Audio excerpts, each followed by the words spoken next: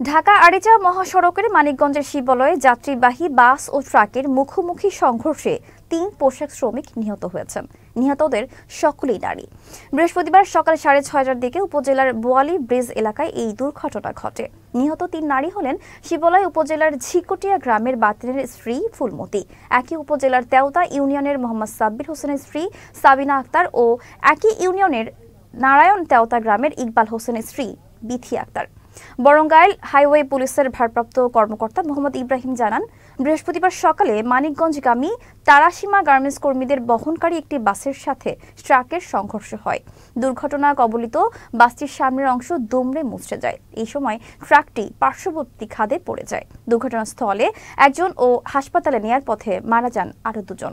আহত হয়েছেন ওই বাসের কমপক্ষে 20 যাত্রী।